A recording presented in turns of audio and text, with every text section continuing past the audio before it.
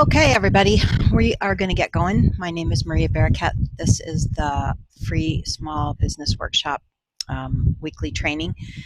We have people still checking in, so we're just going to kind of go through some of the housekeeping stuff.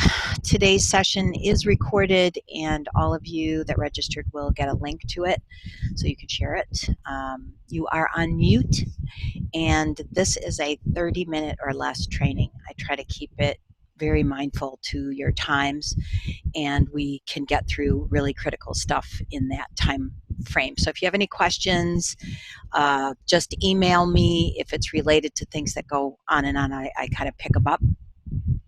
For those of you that are new and that don't know me, I'm a social media trainer and a consultant. And what I do is I work with small businesses. That's my niche, to help people bridge the digital divide. And everything I do, it involves this little chart up at the top, the customer journey. It's way we get our customers. It's the way we build our businesses, and it's very important in a digital economy. So today's agenda, we're going to be talking about blogs. I'm going to go throughout all of the common questions that people have about them.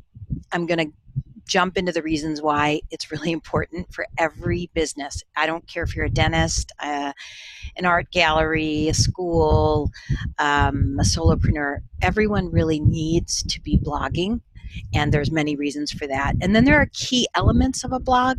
We're going to just kind of review that. And then at the very end, I have a worksheet. I want you to focus on this, because this is how you're going to create content for a blog, and actually content for any social media. And we're going to review that very clearly, and then we're going to pick it up next week. So let's get started. So the first question always people ask me is, does anyone even read blogs, right? So there's a statistic in the US in 2017 that 71% of US internet users read blogs. So you probably read them, you don't even know, right? It's just part of what the digital world is.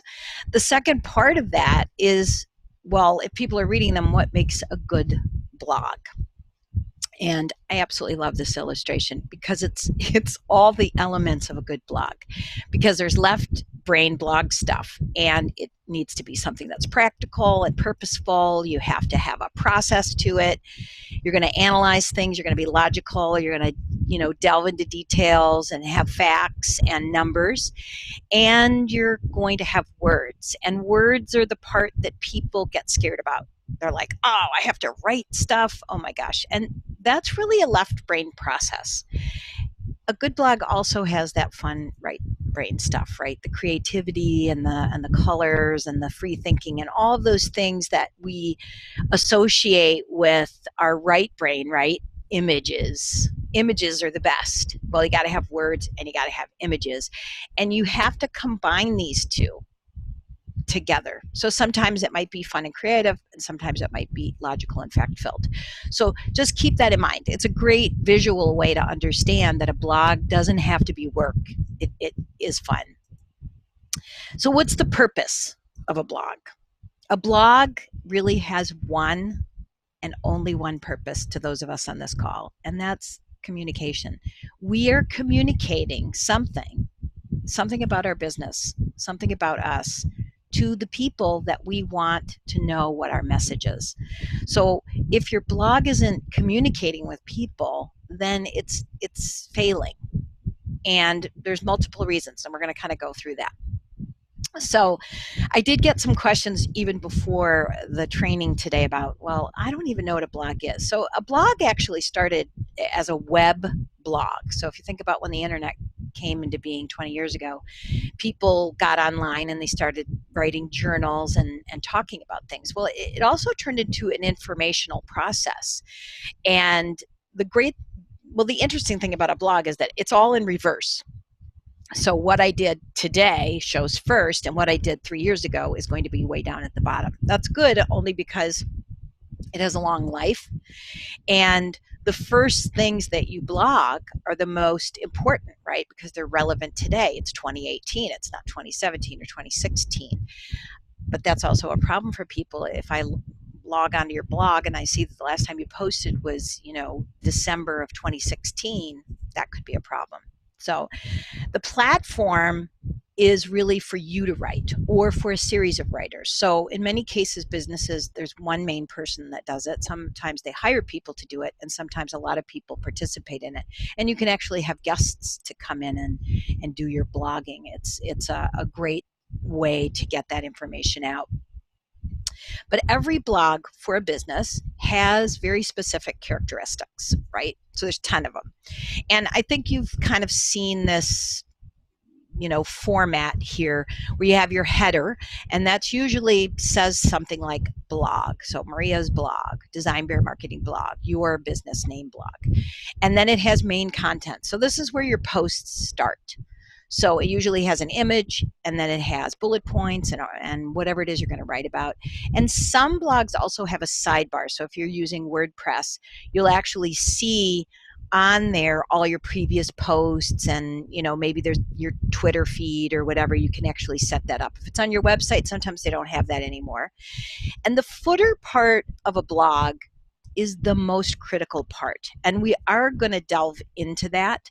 So I wouldn't even have it long like this. I would say that it's the below of your main content. There's just certain things that you have to put there to make it really useful for your customers and for Google. The second characteristic is that it archives everything. So we know that if we log into your website and we go to your blog page, that I'm going to be able to see everything that you did. I'm going to be able to go back and see what you did in 2018, 2017, if I'm so interested to do that, right? What helps me to do it is that you have categories. So some blogs like this one, this is a WordPress site, they do it by topics. So you create these. So this is a LinkedIn blog, and they're talking about Sales Navigator, and that's the topic or category. A lot of times you don't have that if you have it on your own website. So a way to get those categories is to put hashtags, right? Hashtag small business, hashtag digital marketing, hashtag social media, hashtag digital mindset. So this is one that I did when I wrote something a couple of days ago. So I focus on small business issues. I always focus on digital marketing. It's usually related to social media, but not always. And in this case, it was an article about digital mindset. So you just want to keep that in mind, that these things are categorizing, and it depends on where you're hosting that blog. The other characteristic of a blog that's fun and also disturbing for a lot of people is that people can leave comments. So we don't like comments. And if you were on my reviews training a couple of weeks ago, you know that I feel that comments, good and bad, are all good. And that's because it's feedback to you. What makes comments bad is that you don't respond. And if you get a bad comment, respond to it. Take it offline, show other people, hey, we all know that there's grumpy people in the world. And so we give that leeway to everything. In blogs, you also can get a lot of spam. There's bots in there that are, trying to sell you stuff, and there's really nothing you can do. You can, try to ban them and block them, but as long as you're in there responding, you're doing well. Another thing is that reverse order thing. There's nothing you can do about that. You cannot go in and change it. It's maybe if it's your own website and you want to try to do that you can. But people expect this, so don't really try to change it. Work with it. It also is assumed that a blog is something dynamic. So it's very different from your regular website content. So your regular website content's like, oh, this is what I do. Here's my services. Everything costs this, or you can find me here. Blogs want to engage people, right? Those comments, you want to encourage them. You want to ask questions. You want to get people to do stuff like that. It's part of what makes the digital age fun, because we are in a digital age and we're not, meeting people and talking to people. So you want to do that. Guess what? Blogs are all about content and writing, and this is really hard for people. I get it. Not everybody can write. But what we're going to do at the end, and what you should do over the course of the week, I'm going to show you that writing out a blog doesn't have to be hard. You're not a New York Times writer. You're writing from your perspective about your business or about issues that matter to you. So it's really not hard to do, and you shouldn't worry about that. Another thing is the links. So it's assumed that blogs have lots of links in them. If you're talking about something and you're citing a source, you're going to have a little link to that source. If I quote Pew Research, I'm going to have a little link to Pew Research. Now, they can be threaded throughout the blog, or they can be all put at the bottom.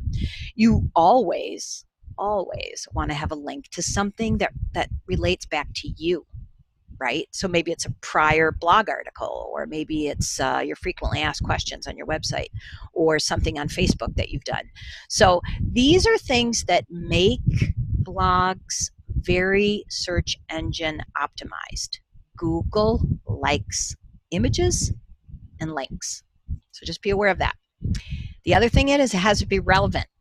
So if you're a school blog and you're talking about the big barbecue, that barbecue better be at your school, not about yourself. If you're a tourism blog, you don't want to talk about fashion. They have to be related to your core business. Yes, you can talk personally about yourself, but as it relates to your mission or your purpose or your employees.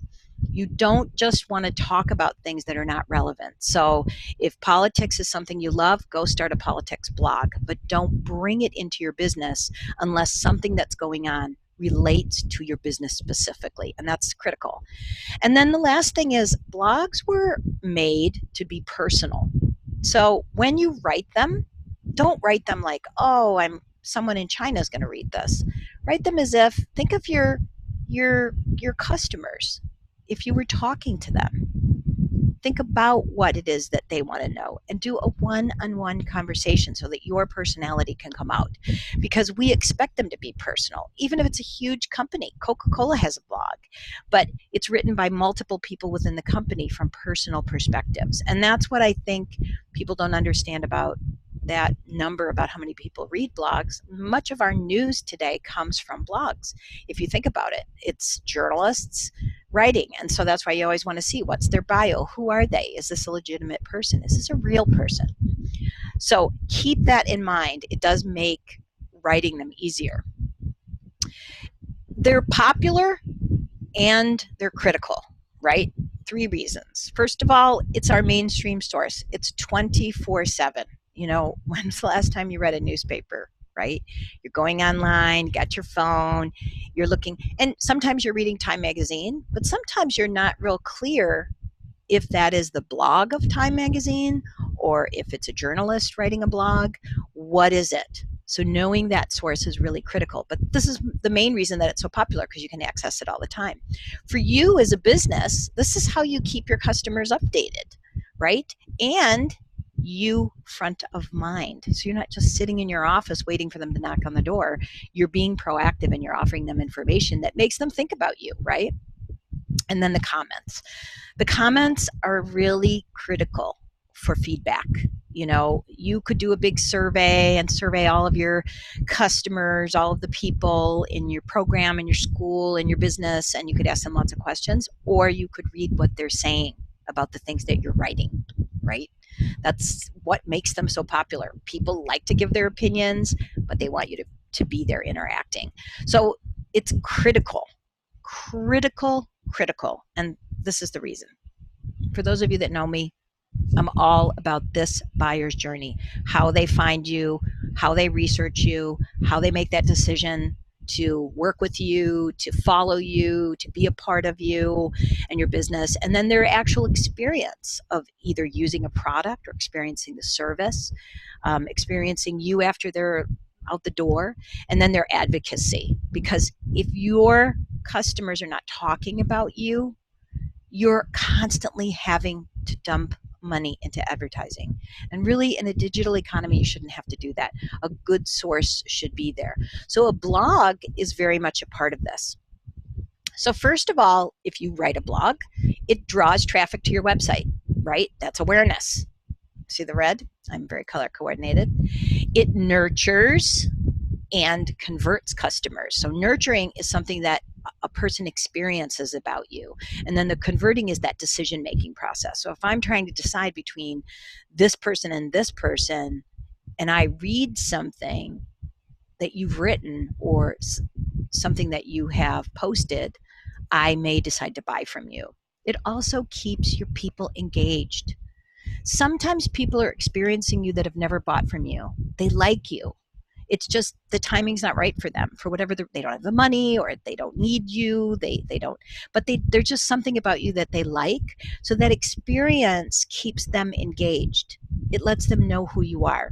It also critically differentiates you if you do it correctly. So we talked about what makes you different as a business a couple of weeks ago.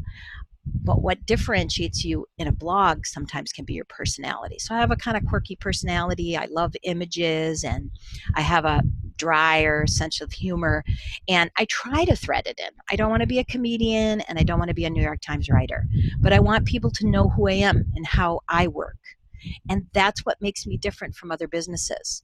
So as people are researching, I really want this, I don't know who to do it from, and then they find you, right? We all have thousands of competitors, but that little difference could be just that personality quirk about you. I have gotten many customers who have said, I read this thing and I thought it would be great to call you, because they felt that there was something about me that separated me from the thousands and thousands of people who do what I do. It grows demand, and that's awareness, right? Some people don't even know they need you until they read something, and then they're like, man, I need that. That's what I've been looking for. I just didn't know what it was. So the research part is the interest. It gives interest in your products and services. It gives interest in you offering them that. So that's a really important thing. And then finally, it offers your customers this overall experience of who you are. I go into businesses and create strategies for them, and I see that people walk out the door, they don't even know where they are. They don't even know who their customers are. The experience part is so critical. Critical. Are you bombarding them with emails all the time? Buy this, sale this, or are you giving them information that educates them and allows them to experience you and your business? We all went into business for a reason. I know we all want to have money in our bank accounts, but if that's the primary reason you're doing what you're doing, you're not going to be successful. And a blog gives you that ability to share that with people. So it's really important. And it's the major part of a content strategy, right? So your digital marketing strategy is really a content strategy. Content marketing costs 62% less than traditional marketing, right? Tons of advertising, stuff like that, all this, inbound leads. Well, inbound leads are part of your content because they generate 3 times more leads for you, right? So having a blog makes that strategy easy. Because if you think about it and you think a long term in advance and you know the topics that you need to talk about, then it makes doing that marketing easier for you, right? And it doesn't matter if it's just you or you have 5 people that work for you or 100 people that work for you. This part can generate lots of leads to you, right? So in light of the content strategy, I'm going to give you a few goals, things that when you write the blog, you have to think about, am I accomplishing this, right? So your first goal is you have to offer people solutions, right? Remember communication? So I'm communicating to you. You're my customer. You have a problem. You don't know how to do social media. You don't know how to get your people involved in social media. You don't know how to train your people in social media. So I'm there to offer you solutions. I'm there to help you. This attracts new customers because what you write about, those solutions, it makes people aware that you're even around, right? Because we all research, we're all on our phones, we're on our computers, we're looking, and your topic, your image, your first paragraph, because most people aren't reading everything today. All of those things can sway my opinion because I'm just waiting for the tipping point, right? I really want to buy that car. I just logically know that I can't. And then boom, I see your blog and you're talking about some new feature on the car that I want. And that's all I need. It just there I am on your side and I'm going to call you, right? It directs these purchases to you when we're ready. So some people will follow you, they're not ready to buy, but they're experiencing you through that blog. The second thing is you have to do it regularly. You cannot post once a year or, willy-nilly. You have to really look at what you're doing. And it doesn't, I blog in a couple of spots and I'm actually trying to hone them all in on one space. I've not often done that. I've fragmented it. And I think the digital market for a long time was very fragmented. And so that worked to my benefit. But what I'm seeing now is that having that long term regular is good. This is a big problem for people. But here is the real benefit. You want people to come to you as a destination, right? I follow blogs and read blogs that are for stuff that I'm never going to buy that. I just never going to buy it, but I like the way they write and they're giving me good information, or it's either super expensive or I already use something else. But if I'm reading it, I'm going to share it because that's what we do in a digital economy. We share information with each other. So maybe it's not right for me. It's not right for my family. It's not right. But if I'm reading it because it's entertaining and useful, I'm going to go there. You want to be that destination. The third most important content goal is the showing and telling. And video scares the crap out of people. They hate it. Now, this is a very technical photo with a fancy digital camera. I think using your iPhone is the best way to jump into this kind of thing, to go and do a behind the scenes of your business, to do a how-to video. If you actually sell products and people don't know how to open it or hang it or do whatever they have to do, just do a quick video, right? This is what it is. And product reveals. Christmas is coming. And for those of you on this call that are retailers, and I know who you are, you have things that you're buying at gift shows. Reveal them. Say, oh my gosh, my stuff came from so-and-so supplier, and physically open those boxes and make them short. It makes you real and you trustworthy in the age of digital technology when we're not physically seeing people anymore. So don't worry about the $10,000 photo shoot. That's actually can work against a small business very much. And there are features on your phone where you can take videos. You can do them in slow motion. You can make them, speed them up.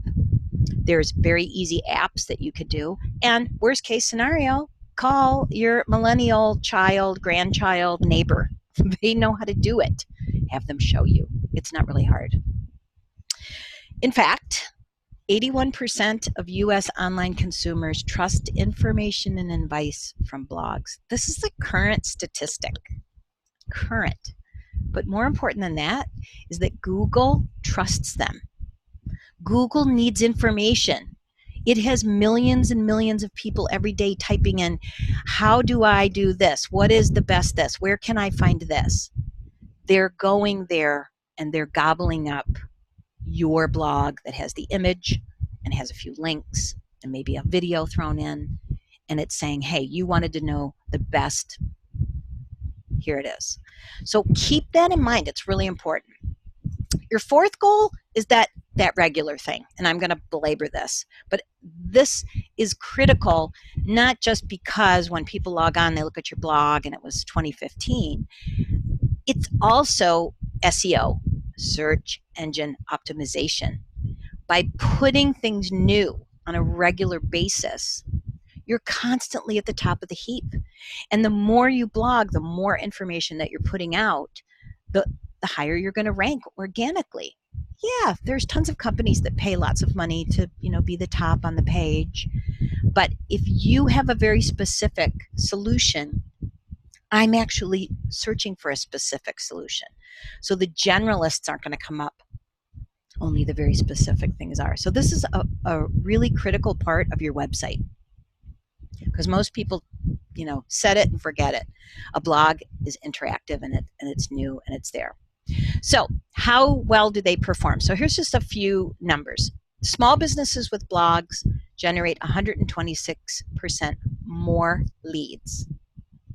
So this is a small business administration statistic. I can tell you for myself, it's always generated my best leads from all different sources of things, as a speaker, as a writer, as a trainer, and as a consultant.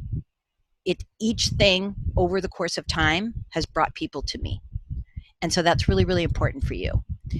Interesting content is the top 3 reasons that people will follow you. It's that destination issue. I want to read interesting stuff, right? If you have Flipboard or however you wake up in the morning and you're reading the news, you can be part of that lifestyle news. You could be part of that shopping news. And, as Christmas comes, retailers need to think about that. It's not just buy, buy, buy. It's why should I buy? Why should I get this? What makes this such a unique gift? Who would this be good for? Lists, all that kind of stuff. It's very important. And then again, 81% of US consumers trust advice and information from blogs. So this is from Small Business Administration. So the numbers kind of vary a little bit, but come on, 81%, 90%. We trust the information that comes across our screens. So the final question of today, and I love these, this is a very marketing chart, the top of the funnel and going down to the bottom of the funnel. What kind of content do you do that's going to attract business to your door, right? We are going to go through a worksheet, and the answers to that worksheet are going to give you everything you need to create content on a blog. Not only a blog, but pretty much your content strategy can be grounded in these 4 questions, right? So let's jump into that. So and I'm going to send this to you, the blog worksheet. So there's going to be 4 questions on it, and I want to explain them. What are the most common questions that people ask about your business, your product, your services? So we all know that people come to us and they say, hey, Maria, how does that training work? We have this situation or this many employees. So think about the questions that people ask you, especially when you tell them who you are and what you do, right? That means that if they're asking you, if one person's asking you, there's 400 people who would ask the same question. So I want you to write those down. The second thing is the most common objections. Every business has objections. Sometimes it's price, sometimes it's quality, sometimes it's where it's made or its colors or a whole myriad of things that can be. We all have different objections within the same categories. So think about that. Maybe they don't know what it is, right? That's an objection in itself. If you say to somebody, oh, my business does this, and they're looking at you cross-eyed, that's an objection. And then who or what are you most often compared to? This is a really important blogging kind of content question. And people don't like to think that they have competitors. So I am talking about maybe you do have a competitor. I mean, I have lots of competitors. There are tons of them in my town and online. People who do digital marketing strategy, right? So who am I being compared to? What is it they're reading? Sometimes it's an article in Forbes magazine that they're reading. Sometimes if you have a business, maybe it's your supplier. Maybe it's a guy up the street. Maybe it's a ton of things. I tell you, retailers are always competing with IKEA, right? People compare you to that. They compare you to TJ Maxx. They're comparing you to Amazon. What is it they're comparing you to? And really think about that. Ask your customers. Finally, what are the problems you're solving? So you've heard that throughout. For those of you who have been on this call before, this is my thing. You're solving problems for people. That's what you do. I don't care if you're selling antiques. That solves a problem for someone, right? I need that antique. Why? What problem are you solving for me that I have? I want you to write those questions down, and I want you to think about all of the questions that you can write in, because within your answers to these, I'm going to show you how to take those and turn it into blog content. And then once it's into blog content, you have all your other social media that you can extract from that. So it seems kind of odd, but it's really important. And it's great that there's a whole week because you need to really be thoughtful about it. So I'm digital. What I tend to do with stuff like this is I use the notes feature on my phone, and I just start, and when something comes to me, I'm like, oh, I write it down. Very important. Very, very important. You want to write out as many answers as you can. And I am going to send this out because this is the basis for all of your blog content. All right, so we're wrapping it up, and I know there's some of you that are new to the call, so I am very much into the reflection and deep work process. And the way that you do that is you think about your questions, and you go in and you ask, how many answers can I come up with in 1 week? Most importantly, how many more answers could I come up with if my team was included? And so if you're a solopreneur and you don't have a team, you have customers. And we all have those customers that love us. And you can ask them, who did you compare me to? Very important. Next week, we're going to delve into the what and the how, the writing, what they look like, the long ones, the short ones, and how you're going to go about and change them and do them. So let's do our weekly questions. Very important. How many new emails did you add to your list this week? We should all know that question. It's very important. Total sales, not because I want to know how much money you have in the bank, but I want to know what's selling and what's not selling. What are people buying? Why are they buying it? And if you have employees, do they all know what's going on in your business? Fans, you have fans on Instagram, you have fans on Facebook, you have fans on Twitter. You need to know how many you have, what the most important and popular piece of content was, and who is that person who's sharing and liking your stuff all the time. They're like your best. You're a rock star. You need to do something for them because that's how you improve your customer service. It's really important. So we're keeping it under 30 minutes. I want to thank you. I know there's a lot of new people on the call today. Please do that worksheet. I will send it out today so that you can fill it in and have it. Next week, I am going to break it down, and I will give you an additional worksheet next week to show you how to take those questions and how to actually put it into a blog. So I want to thank everyone for being here, and I hope you have a great week, and I hope you do a ton of questions.